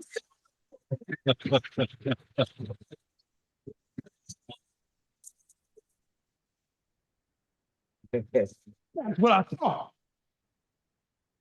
All right, you're back. I like him firing the machine gun is basically like him hammering the gavel. It is. It is. I love that. That's the Senate down there on the floor. South Carolina. I'm looking forward to watching this with you, having a couple cocktails and watching Idiocracy with you, Brian. I'm very excited, and the people, Okay. the listeners, it's gonna be fun. All right, so that's my number 4, and my ancillary, Brian. Number 4 ancillary is a tie, and I have Tom Hanks voicing Sully, as well as Captain Phillips. Both of those men love their country, and they're symbols of American strength. I'm hoping your entire ancillary list is just Tom Hanks roles. I thought you were smart, Brian. But yes, that's my number. My ancillary at number 4 is Tom Hanks playing Sully as well as Captain Phillips, two red-blooded American heroes. Same Private Ryan's number 3. Go ahead, Brian. What's your number? Number 4 for me. This is probably on your list somewhere, so I'm going to be brief, but I will acknowledge that. Now, this is what I'm talking about. Whereas Apollo Creed was sort of a cartoonish version of a patriot, this is maybe the patriot you don't want to hang out with too much. I'm talking about William Cutting, aka Bill the Butcher, played by Daniel Day-Lewis in Gangs of New York. He wraps himself in the American flag. He's sort of the racist, nativist, you might say, patriot. He loves his country at the expense of all other foreign hordes, all the other invaders in his eyes who are coming to his country to sully it up. He loves his country. This is a light for America. But, I don't know that I want to. I don't know that I necessarily agree with everything Bill Cutting says, but thus he is my number 4. He's one of my most quoted characters. One that I can't say in public is the mother whoring Irish, and all the time. Turn off this heathen music. He's just like it's off good. the stage. Yeah, he's my number 3, Brian. I would have put him higher than that. As far as just like characters that you love, I love this guy. He's my favorite character on my list by far and away. But as far as patriotism, I think that he might have had some of that Djangoism that you were talking about, and He has a certain brand of patriotism for sure. so I have I think also like just as far as large looming characters that really symbolize the United States. He was more complex. He was more he was a section of America, and I don't think that he was created to give a sense of American pride in the audience. You know what I mean? But he's my number 3. I agree. My number 3, I should point out, is the only. Sorry, my number 3 ancillary, Brian. Oh yes, Man named Forrest. Tom Hanks in Apollo 13. Forrest Gump, a man named Here we go. Forrest Gump. Forrest Gump is very, very patriotic when you think about it. Like, he's gone through Yes, through his entire lifetime, all of the important moments in American history and like what they he's symbolize. been there. Yes, he's been there, and he's done it in the best American way possible, best human way possible, representing America, which is just kindness and Yes. stick to it. And also the American dream, which is he wasn't born with anything, but he achieved great wealth and success through tenacity. He's a symbol of what you can be as an American if you put your mind to it. He runs across the country. Put your mind to it. I can't wait until Mr. Banks is number 1. He could have been on here. I mean, he is an American hero, right? But yeah, he's not. Number 3 for me. I do have an also rant though. And You have an ancillary also. Dude, Tom Hanks has been playing American heroes and patriotic American characters for the last 30 years. Absolutely. I did not realize it. Okay. until today. Number 3 is the only real life character on my list, the only one who's a real person in a documentary, I should point out. And I was trying to avoid putting a real person on there for some obvious reasons, but this is my most genuine pick. I really believe this man is a great patriot of this country. And what excuse me, when people talk about like what patriots should be or what they are, like it gets lost a lot in the talk and not acknowledged in the walk, as it were. So I'm Right. going with, what's that? I said right. I'm just backing you up here. I'm going with Pat Tillman in the Tillman story. Oh, great call, Brian. Did If you're not occur to me because I don't put documentaries on my list because that's kind of cheating. But It wow, is a great little call. bit. But Didn't you know even what? think of him. Tillman's, I mean, the Tillman story is ironically not that much about patriotism. I guess it kind of is in the sense that Pat Tillman was an actual NFL player making millions of dollars, and he walked away from his NFL career at the height of his career when the guy was in for like probably another $5 to $10 million over the course of his career. And he, in the wake of 9/11, he quit the NFL, joined, I believe, the Army Rangers, and became like a battalion leader. I'm getting the terminology wrong. I apologize to our enlisted listeners. But yes, he became like the flag bearer or battalion leader of his division or his whatever it was, platoon. And he was a very like serious dude when it came to like a lot of guys will talk the talk, like how great this country is or how great Dude, so many whiners are talking the talk Yes. right. A Now, whine. here's a- You're not going to here's leave this a- country. Here's a professional athlete, a multimillionaire ostensibly, who's like, all right, my duty is not to this league or this career, it's to this country. And he did the very rare thing where he put his mouth or his money where his mouth is. He walked the walk and, paid the ultimate price. But God bless Pat Tillman.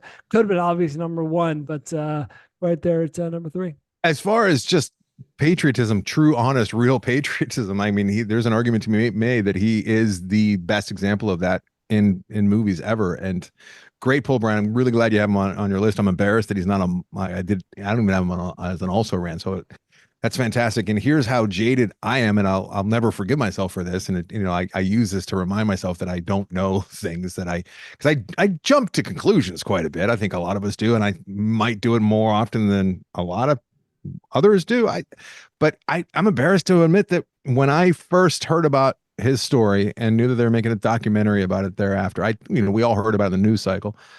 My jaded brain just goes, wow, this guy is playing in the NFL and he is like such that like alpha male. Like, he loves violence so much. Yeah. And then like he sees an opportunity to pick up guns and take it to the next level. And he just fucking leaves it all behind because he's got, that thirst for blood, for real blood. And like, that's not who this guy was at all. At least that's, not what you find out if you do any digging at all. And I had that belief in my head until I saw the documentary. It might've been, every time I'd hear Tillman, I would have that fucking wrong belief in my head about who this guy was, what he stood for, and wow, if if more people were like this, I'd say, I don't know, 1 in 10,000 people would make the decision he made. Wow, or maybe way less than that. I don't know, but just he makes you feel like you're not an honest person or you're sliding. You know what I mean? You're in life when you watch a guy's story like this.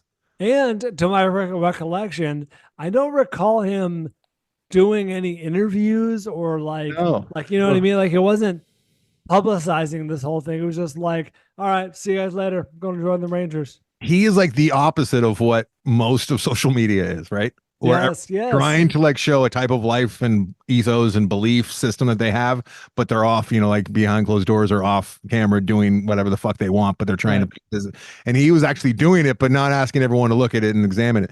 Thank God they made the documentary. They wouldn't have tragically, if this guy had not died, if he'd come back, I don't know if, maybe they still would have, but it only had the impact because he became a martyr in some ways. But I mean, his story should have been seen and known, not by his own boasting, but people should have picked up on it when he first went. And I don't think I could be wrong on this, but I don't think I heard about it until he actually died. It's funny. I'm looking on Just Watch, and you can't even rent this. What? It's available. Well, I'm saying it's available to stream for free on Roku, Hoopla, Tubi and a few others. This movie comes out, or this story happens today. How politicized does it get immediately? Oh God, it was politicized at the time, so I can only imagine. But I mean, people are going to be on both sides. You know, there's going to be people that absolutely hate Tillman, people that love it. It's like, it's just so everyone's got their fucking angle. You know, and It's this a great documentary, guys. You was should right. seek it out for free if you Should be can. doing. All right, number two. A little embarrassed. Oh, we should point out, sorry, no Amazon read this week. You guys, things got out of control over here, and we'll have a double. We twice heard as- Brian. Twice we've as all heard. long next week. I'll acknowledge all of you who did your shopping through us. Two things I want to say. One, we hit our second tier bonus for the third month in a row. So thank you guys Ooh. generously for continuing to support the show. It makes a difference, and we appreciate Hot your streak. loyalty. Nice. And also, I don't know if you hear about this. Amazon is having a middle of the year Prime Day on June 16th and 17th. I guess it's Prime Day. July. So Did I say June? Sorry about that. Well done, Avery. July 16th and 17th. So do what I do and put a few things that you're thinking about getting in your cart, and then check out that day. Check the cart out, and it'll say, "Oh, so and so was dropped in price by $5 or $10 or whatever." So be on the lookout for that. and we'll be right back. All right, back. Anderson, please help us out with number 2. Glad we got a little breathing room between Tillman and my number 2, which is POTUS James Marshall, Air Force One, 1997's Air Force One, directed by Wolfgang Petersen, a German fella. It's funny, some of the most patriotic movies made in the last 30 years were made by Roland Emmerich and Wolfgang Petersen. That's right. They're dirty foreigners. James Marshall, President James Marshall, played by Han Solo himself. Harrison Ford gives us a look at what if the American president himself was a badass and could take terrorists out with his own bare hands, and he goes up against Gary Oldman, who's playing like a Russian terrorist. And the story behind James Marshall is he was supposed to be like a well-decorated Vietnam vet, helicopter pilot, and he just happened to become president. And even like his ideals, and he doesn't walk the line. Like there's a speech that he gives where he goes off. Unlike Camacho, he does not read the teleprompter, and he decides to give his own speech about foreign policy and how there's a lot of corruption and what it means to be an American. And he is just the idealized, kick-ass American president. And he's my number 2. Ryan, I did not like this movie. I thought it was absurd when I saw it. I mean, for what it is, it's fun action. Should I see this? I'm adding it to the list. I feel like I saw it once, Avery, and I remember enjoying it. I saw it in theaters, and it made me scoff. But he is a great symbol of what it means to be an American. Not only that, American president. And you know what? To its credit, it wasn't completely and totally absurd like you would imagine a movie. It was absurd, but not unbelievable, because like they gave him a backstory where he had some training and whatnot. For that kind of movie, Avery, like of the 90s, it's the president kicking ass and like terrorists take over a plane. It's a good example. It's like The Rock. It's like in there. It's like Under Siege. You know what I mean? Like it's actually pretty good. Yeah. But I see what it's you're got saying. The camp to it. Yeah, you see this description of what it is and who it is and when it is in the late 90s. You're like, no, I'm not interested in this. And I mean, all of it sounds good. I think Gary Oldman's really tuned up the scenery, as I recall. He is. He's great in this. He's playing the very scary Gary Oldman, which he slips into quite naturally. The American public loved this movie. It crushed at the box office. It was like one of the runaway hits that year. Oh, was it? I remember being popular. And then ancillary list, I have Tom Hanks playing Jim Lovell. I forgot. He plays an American hero in Apollo 13, and like they're trying to beat them damn commies, and he'll go to great lengths to do so up there in space. Apollo 13. I know who your number 1 is not. The greatest snow job in the world. Tom Hanks from the terminal. I only watch movies with Tom Hanks playing a national patriot. Fair enough.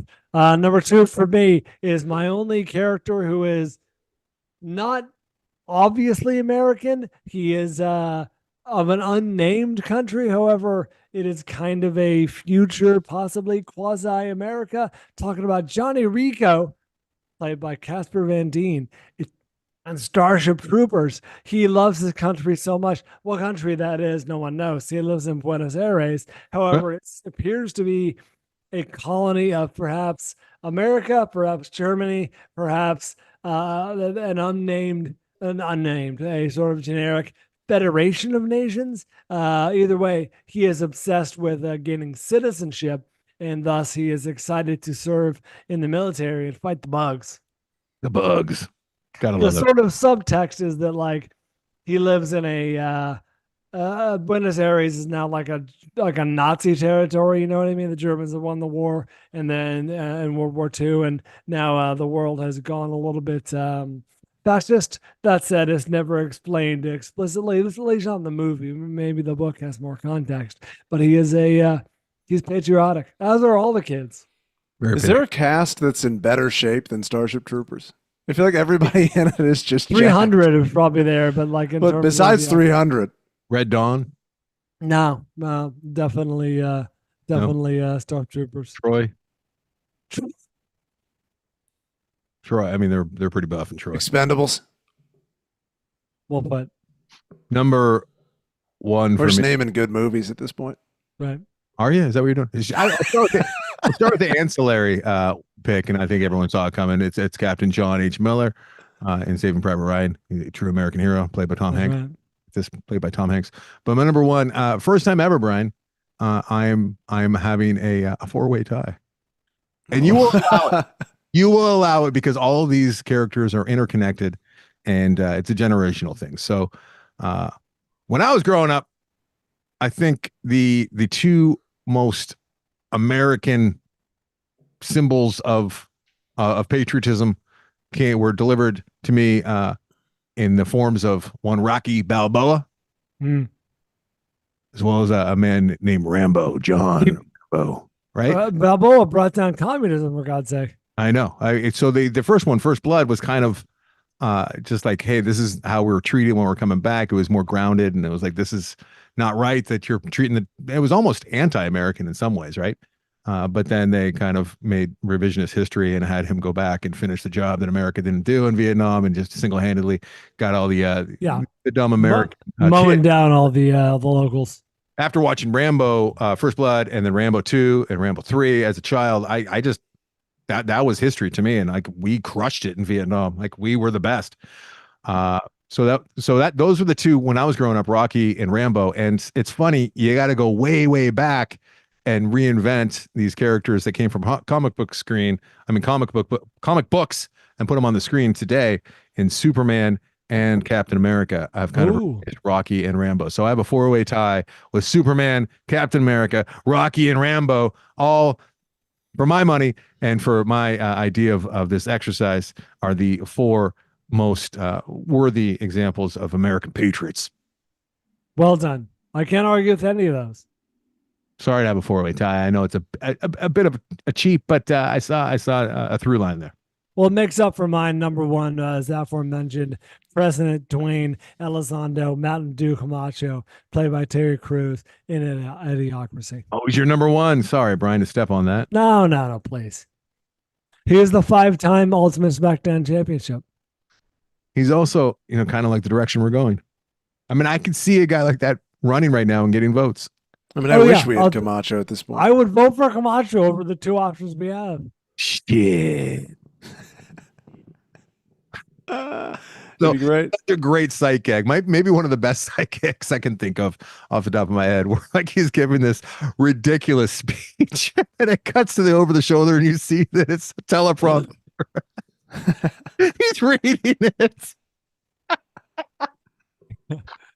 I'm really excited to have an excuse to sit down because I love doing the film vault, but I've said it time and time again. The worst part of doing the film vault is I don't get to go back and watch some of my favorites just because, like, I'll give myself 22 minutes to catch up. Oh, by the way, Avery, people are not enjoying us talking about Rick and Morty, which makes me want to talk more about Rick and Morty, which I know. Save But people are Same. very upset with you and I. They're very mad that I'm talking about a TV show that's been popular for 10 years, which hey, that's kind of my MO, especially with TV guys, especially with a lot of things. Like I'll say no if something explodes, and then I'll finally like come around years later.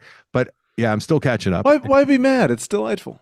I was thinking, and I showed some reservations. Snake Hitler. I was going to have Brian watch the first couple episodes as an assignment, but Well, you might get your chance. people will be very. I think people About to will be lose 7 weeks. Oh, it's delightful. It's delightful.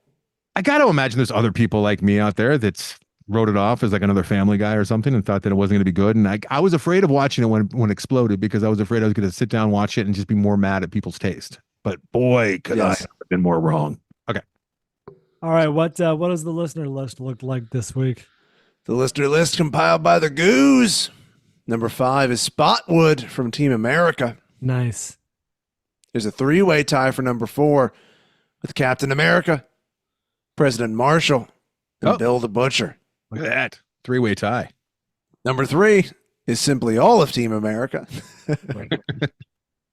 Number 2 is Benjamin Martin for the Patriot. Oh. And number 1 is President Camacho. Oh, number 1. And then I have a pick. My pick is not been Dwayne mentioned. Elizondo, Mountain Dew Camacho? Your pick has not been mentioned. No, it has not been mentioned. Wow. It is also president. Arguably the most patriotic president to ever live. Bill Pullman? Bill Pullman in Independence Day. I He was fucking fucking love I love that movie. Not only is he a great leader, he flies a fucking fighter jet to take out the alien threat. I mean, how do you get more patriotic and American than that? He's walking the walk. He's a goddamn fighter pilot hero. That's true. I almost had Gotti on the list, Anderson. He pays for the fireworks. Brian. It's a fist. It's a fist. Also Rens. Gotti and the Great Santini would have been a fun one to put on. Oh yeah, he is very. He does love his country. He hates Castro. He does not like him. Also runs for me is Lieutenant Aldo Rain from Inglourious Bastards. Very patriotic. Almost went with Jefferson Smith. Mr. Smith Goes to Washington. Oh yeah. Too much play. Plus, it's edging on my here's my idea of a patriot, somebody who goes against the grain. And I didn't want to go down that road. Same with G.I. Jane, Patton. I had Harvey Milk. He's a fucking patriot. Oh, yeah, it's true. Guy's a patriot. I almost went completely down this road, and part of me kind of wishes I did. Judas and the Black Messiah. Patriotism going on there. Tight. Selma, you got the Selma over there. Spotlight. Some people in Spotlight were all about making America better by showing some of the problems with the underbelly. Great film. No, not good. Easy Rider. I could have absolutely made an argument for Easy Rider being a patriotic film. The New Patriots, the new style of what it means. The new gen. That's right. Of course, I can't believe Pete Maverick Mitchell was not on anyone's list for Top Gun. I mean, I could have had him number 1 for fuck's sake. True.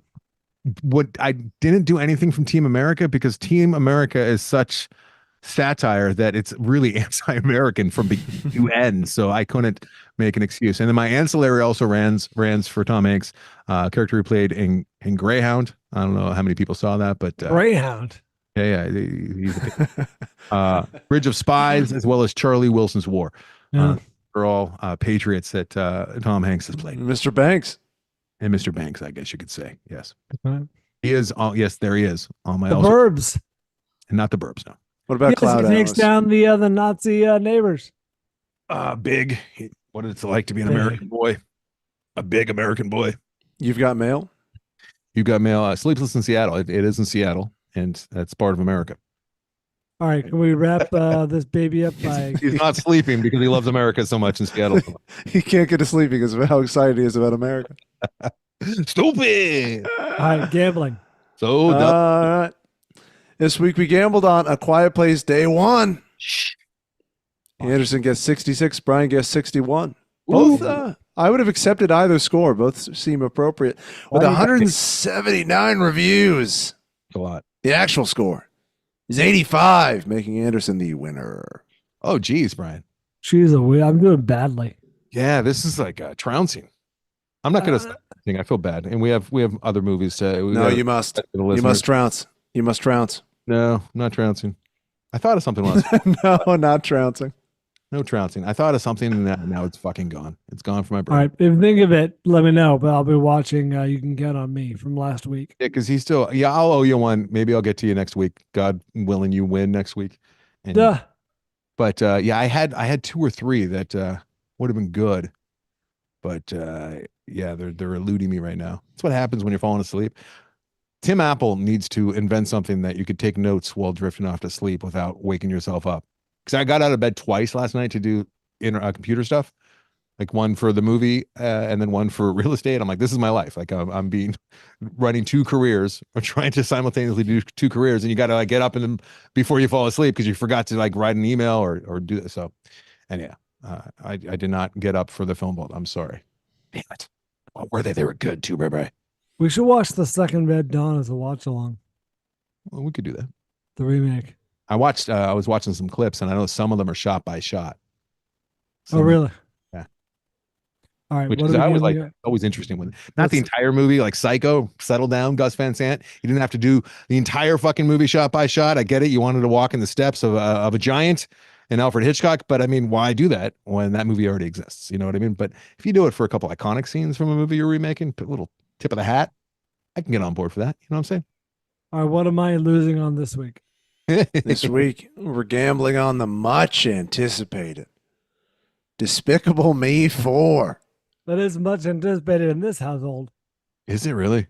Doesn't likes the Minions, yeah. Every scene I've seen is so middling. I think every Middling white and woman annoying. alive loves the Minions. Middling and Every white annoying. woman? Every white woman alive loves Minions. Yeah, Really? loves the Minions. Yeah, White women. yeah. I thought it was a children's thing. No, They no. are very annoying. Last I listened to White Woman's Instagram, which was just this morning, I'll have you know. I listen to that song very often. I don't recall Minions being mentioned. Well, let's It's behind the let's, times. Yeah, you got a number? Goat cheese salad. No, White woman. yeah, I got a number. All right. On 3. 1, 2, 56. 59. Oh. Shit. Am I gonna lose again by 3 points? Fuck. Anderson guessed 56. Brian 59 Yeah. with 40 reviews. Ooh. The current Rotten Tomato score is 58%. Fuck. that. So we got a race. Again. This is brutal. Hey, the We people that are holdouts. All right, so this is it sounds like the critics that are fans of the Minions have already shown up, Brian, right? And God damn it. they're they like it.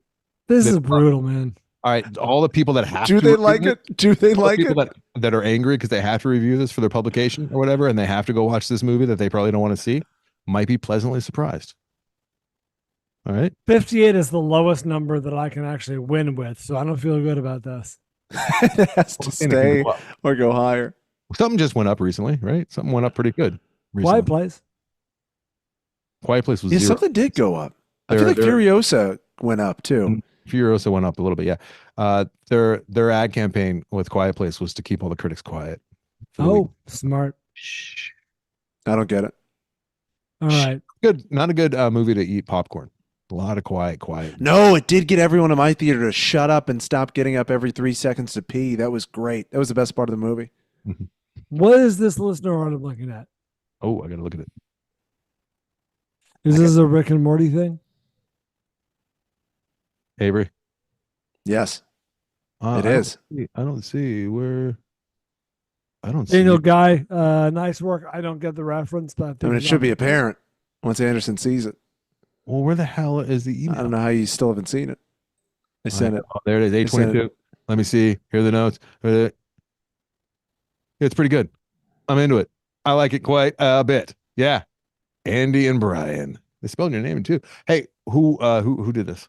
I mean, you can't really tell that's me, but I guess it's more my hair than Daniel Guy.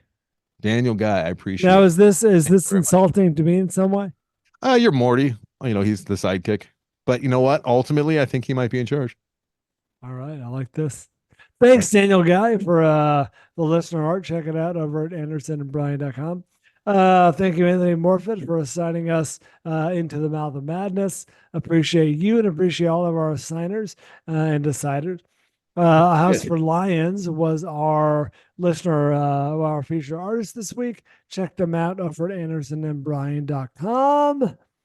AndersonandBryan.com is a website where you can see all of our stuff. You can tap that Amazon link that exists there. Just go to AndersonandBryan.com. Anderson and Bryan is TikTok. Anderson and Bryan is the Instagram. The Film Vault's over at Facebook. The Film Vault's over at Twitter. And the Film Vault podcast over at YouTube.com. Oh, are we doing a little spoiler for Quiet Place? Yes, we're gonna do that right now. Oh, and next week, Comedy Confessional. Comedy Confessional, July 12th at Confess Comedy on Instagram. Come enjoy the show or hate me in person in Santa Monica, 8 o'clock. You can do both. No You one can. It's a good time. And yeah, 8 o'clock tickets at Confess Comedy. It'll be fun. Nice. Do that. Thanks to our Patreon members. If you want to hear the spoiler edition of Quiet Place, tune in over there at patreon.com/thefilmvault. Oh, live show August 4th. I hope to see you there and get your tickets and your VIP tickets while they last. And until then. Wait, no. I got to assign you a movie. Oh, I thought you weren't. Okay. Josh Butler has assigned us. Oh, listeners, Simon, yes. Evil Lurks. Josh Butler has assigned us Evil Lurks. Evil Lurks. Josh Butler's assignment.